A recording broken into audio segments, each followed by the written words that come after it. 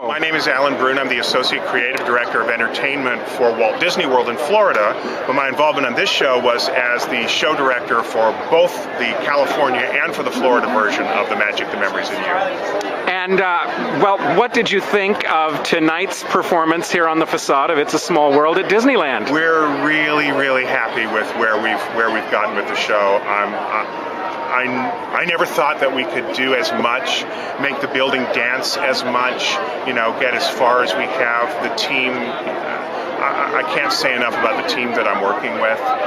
They have jumped through amazing hoops in order to develop the show that we saw tonight.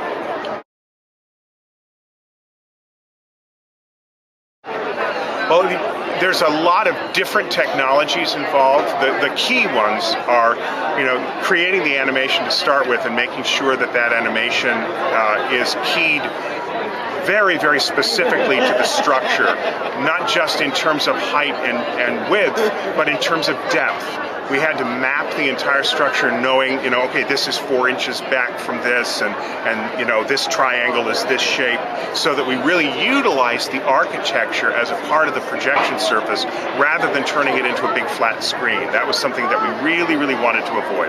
We wanted to honor the architecture. And then on top of that, taking the photographs which are given to us every single day and figuring out the means to select them, crop them, label them, and populate them into the show so that they run seamlessly with the video.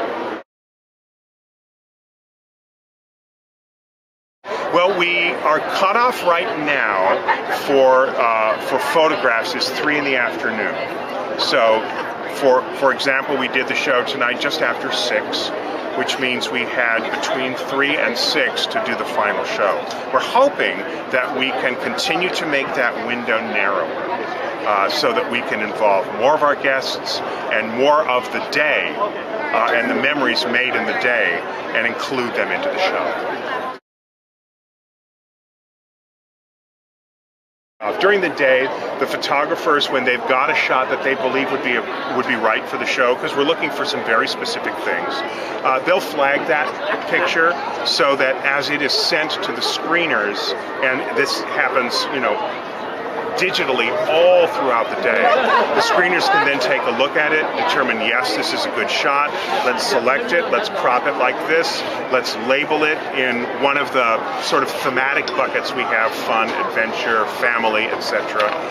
And then it gets put into, those photographs get put into, for lack of a better word, a hopper, that the computer then takes and populates the show. It knows what we're looking for in each one of the numbered and lettered slots. It knows whether it's a landscape picture or a portrait, whether it's a close-up or whether it's a long shot.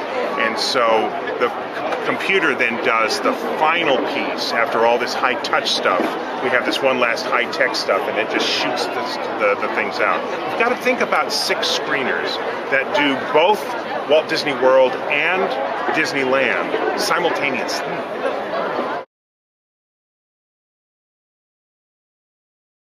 Yes, we did. As a matter of fact, there are a lot of renderings that Mary Blair did of the structure, utilizing a lot of different color versions. And actually, the one that you see behind me right now is based on one of her color renderings.